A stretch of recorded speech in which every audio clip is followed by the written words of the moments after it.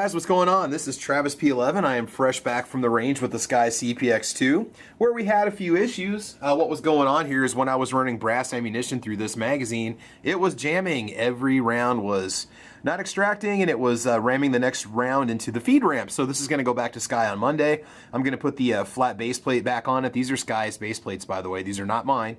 A couple things I want to get off my chest. First of all, I had a guy leave a comment on one of my videos saying, hey man, do you ever actually take your guns out and shoot them, or do you just do a bunch of reviews? Which, you know, that's cool. Feedback is fine, and I don't want to single anybody out, but it's like, dude, check my channel. I've got quite a few range videos. A couple of the biggest elements that I have to deal with as a YouTube producer is, one, I've got a job, and so it's hard for me to get to the range by the time I get off of work before it gets dark.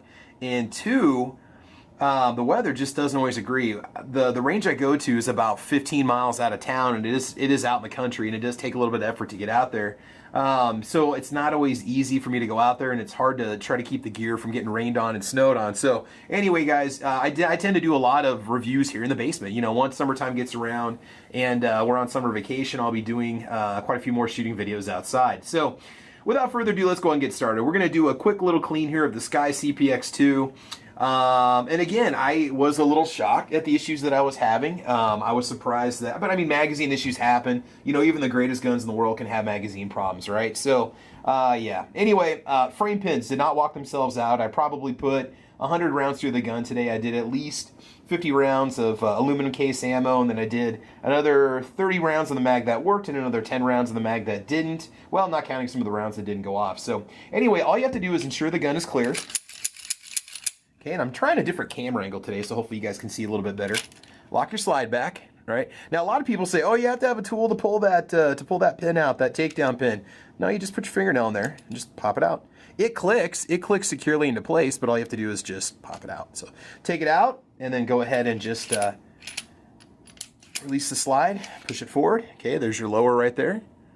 Good to go. Okay, and then you've got your upper right here. It's a little dirty from all those rounds that I was shooting. So we're going to do my usual tidy, quick clean that I tend to do to most of my guns.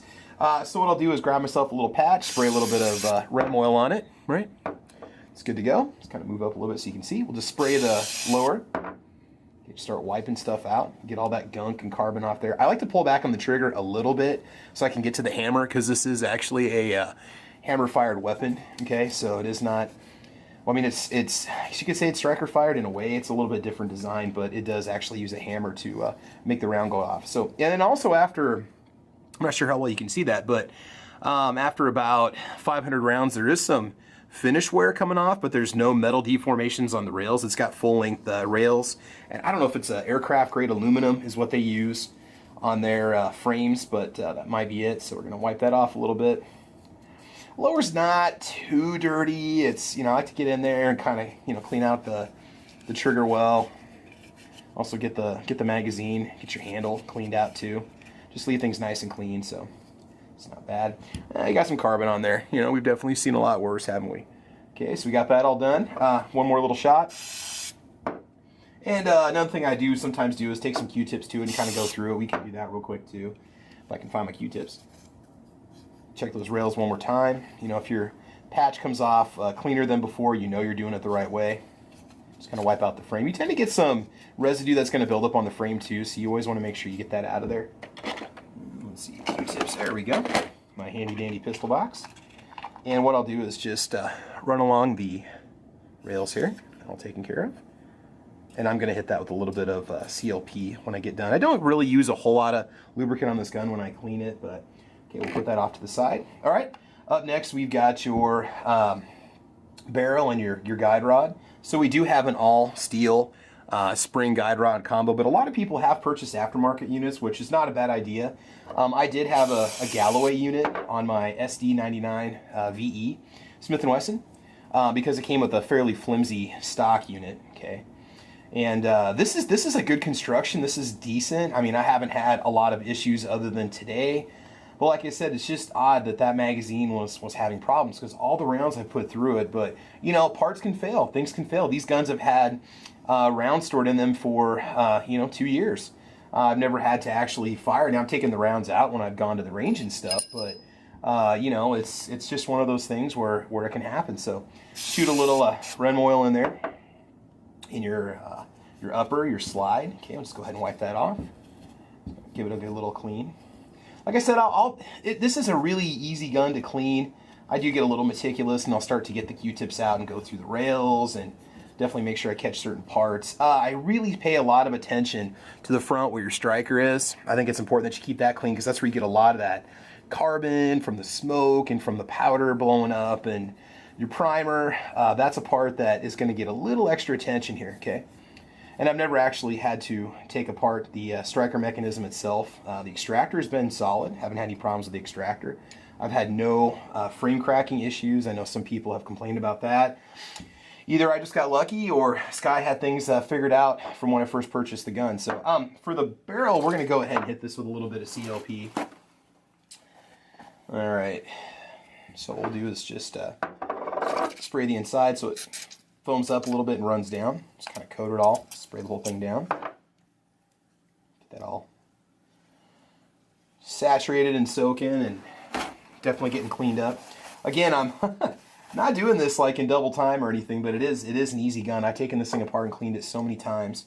Okay, we're going to spray down the front, okay, where your firing pin is, and then we're going to go ahead and hit it with the bristle brush and kind of pull down this way.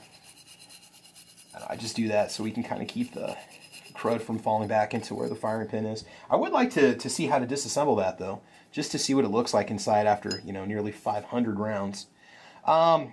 Will I trust this pistol to my life? I would trust this pistol with the magazine that's currently in it. I'm going to keep it around as a secondary concealed carry piece. I'm not going to get rid of it. The gun itself does not have to go back to Sky. Just the magazine. If I'm having magazine issues after that magazine comes back, then I'm going to call them and complain and either demand they send me a new magazine or a couple magazines, and or the gun's going to go back in. I mean, if you're having trouble with one magazine, you would think that the gun would have trouble with the other magazine if it's something actually wrong with the gun, right? Just common sense, but who knows? So, but I mean, the first time I called Sky about the frame pins, they were fantastic. So you got some carbon that starts to build up in those frame rails. And Sky was great about it. They got me replacement frame pins. I know you've heard me talk about those a million times, mainly because I never had that happen before in a firearm. It was kind of shocking to watch it falling apart before my very eyes.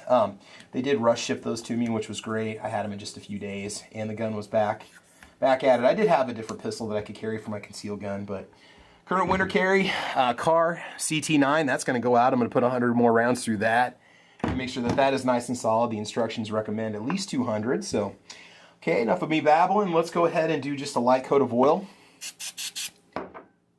in the lower part of the slide here. Let's just get that kind of wiped off. Make sure everything's got a little bit of oil on it, just a little bit. The thing about REM oil that I really like, guys, is that when it dries, it leaves just a protective coat. It's not really going to be heavily lubricated, but it's going to leave it protected, and so that's what's important to consider. Okay. We got that all taken care of. Now that's done. We'll wipe off the top of the slide here when we get all finished up. Okay, now the barrel itself, just go ahead and take your little brass bristle brush if you have one. This came with one of my guns. And just go ahead and ram that in there a couple times. Break up any carbon that's going on. I finally got remember to grab my barrel light from my pistol case. I've been sitting on my little work table in the back room for quite a while. And I can show you guys the inside of the barrel once it's clean. Get that all wiped off. This is an old t-shirt of mine that was just absolutely beat up, and I used it for oil changes and all that other fun stuff. So yeah. All right, the outside's not bad. You want to make sure you've got no carbon anywhere on the outside, especially under here. You want to be especially careful. You start to get some carbon buildup on the top and the bottom. I'm not going to take the bristle brush to because it's really not that dirty. Looks pretty good. All right, so now what we'll do is look at the cleaning rod. Okay, we're just going to put a patch on it. What I like to do is just run a dry patch through it to kind of absorb some of that crud and stuff that was in there from the bristle brush. Let's put that in there, run it through. Okay, it does come out with a little bit of carbon on it. Not bad. It's all right. Okay, we'll just get that patch. A little bit of REM oil on there. I'll tell you guys, as much as I use REM oil, I should be sponsored by them at this point, but I'm not, so. I need to try some Ballistol sometime. I know that stuff is supposed to be really good. It's just hard for us to find because our Walmart doesn't carry it. You'd really look around for it. Fortunately, don't always see it in my sporting goods stores. So, okay, take that out. Okay, now what we're going to do is just run one more final patch through it. Like I said, the REM oil, it will tend to dry without hardly any residue. I mean, you just have kind of like a little satiny sheen coating going on your metal, and it's protecting the metal from rust and corrosion. And I've been using it for 20 years now, and I haven't really had any major issues. I've got guns that will sit in the vault for a year or two before I actually take them out, because I just don't take them out or don't have time. And they hold up just fine. So there you go. Okay, so ram that in there. Okay, a patch came out nice and clean. Let's see how this is going to work on camera. It's probably going to be an epic fail, but anyway, just put it right in the barrel, put up against the barrel, yeah. The bore is nice and clean. It's nice and shiny. It's good to go. Double check. Yeah, we're okay. Again, I'm somebody that really likes to keep my guns clean. You know, these are investment. I want to make sure that they're clean and that they're ready to be used if they need to. Oh, let's give a little wipe off to that frame pin here. And again, I hope I wasn't coming off as ragging, you know, and I know people have a right to say whatever they want to say on YouTube videos, but guys, I try to keep my videos family friendly. I don't use any vulgar language in my videos. I don't do anything illegal or stupid. I try to be a sensible person in the videos. You know, I try to come off as somebody who's amiable and friendly that, you know, you want to listen to. And I'm not gonna sit here and micromanage what people say on the videos and stuff, but I'm sorry, I got to keep it at a certain standard. That's just how I am. So, two guys were getting into an argument with each other, and I decided to go ahead and block them. Forgot to talk about that. They were getting to the point that they were threatening to kill each other, and so I said, you know what, this is done. You guys aren't going to argue about this anymore. What they were arguing about was my Taurus PT-111 G2 and how a high point 45 was better. And it was funny because I've actually owned high point 45. And it was perfectly fine. I mean, I'm happy with both guns. It's just, man, people really have some anti-Taurus sentiment, I will tell you what. So, okay, let's go ahead and reassemble the gun. If this goes through 100%, we should be okay. All right, so we got everything nice and clean. You know what, just one last little coat back here, okay. And I think what we'll do is we will take just a little shot. Let's get some, do we have some oil? Yeah, we do. We're gonna go ahead and do one little drop of oil here. Again, I do this so quick you don't have to watch my videos in double time. There you go, just a couple drops. Let it run down the rail. You can always wipe off the excess. Yeah, no, they're goopy and messy, and everybody kind of has their own way of prepping their firearm, and that's fine. You know, whatever you do for you that works for you is going to be great.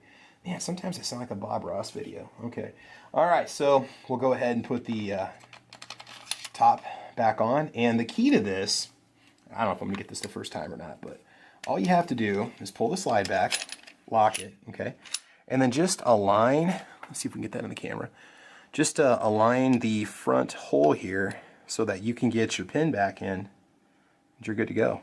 Like I said, it's really not that hard to do. I mean, you just make sure that, because if you don't have it aligned properly, the pin's not going to go in, and then you know you got issues. So, all right, go ahead and rack the slide a few times. I mean, it is really nice and smooth. And I don't like to dry fire, so I'm not going, well, never mind. So I'm not going to, but anyway, yeah. So much for keeping your trigger off the finger till you're ready to fire. So there you go, guys. Well, this is going to get loaded with some Hornady Critical Defense. I'm going to clean off the mags. I'm going to put that flat base plate back into my magazine and call it good. So there you go, guys. This is the SCCY CPX-2. Was it a success? I'll tell you, it was shooting strong. I had some really accurate shots in the video that I'm currently uploading in the background that you guys are about to watch. You know, if you concentrate, you can shoot really well. If you don't, you're going to be, you know, kind of where you need to be, but not necessarily the prime locations for where your shots are going to land. But it's not a bad gun. I mean, overall, it's not a bad gun. This is the first time I've had any issues, and I just still don't understand why. The magazine was reassembled correctly. Every time I take them apart and clean them, there's usually, I mean, I'm very careful about putting the magazine spring back in so it's not reversed, but we'll see what they tell me. I mean, maybe that was the case. I don't know. I'm going to take it apart again and look at it, and we'll go from there. So there you go, guys. Thanks for watching. Thanks for checking out the video. This was the SCCY CPX-2 simple disassembly and cleaning. Please like or subscribe. Please leave comments down below. You know, you can speak your mind. I'm cool with that, guys, but when it gets to a point that it just crosses a line of basic decency, I mean, come on, guys, we're all in the same boat here. We're all We're all firearms fans. We're all fans of the Second Amendment. You know, we all need to support each other, guys, with what we have. Otherwise, we're going to lose what we have. So just keep that in mind. So anyway, thanks for watching. Please like or subscribe. Check me out on Twitter or Instagram or the Ordinary Average Guy Gun channel over on gunchannels.com. And with that, guys, have fun. Be safe. This is probably my final video of the weekend here, and then we'll come back next week and maybe get that Ruger 2245 out and do some shots through it. Got to get that Marlin 3030 out too, so that one's itching to go. I've got ammo on standby. So, all right, you guys have fun, be safe, and as always, we will talk to you soon. Goodbye.